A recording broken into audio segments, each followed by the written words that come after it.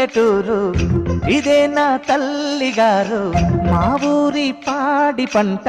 రాములోరి దీవెనంట తల్లి గోదావరి నీళ్ళు కలిగే సీతమ్మ పాదాలు ఊరంతా హాయ్ హాయ్ హాయ్ మనసంతా హాయ్ హాయ్ హాయ్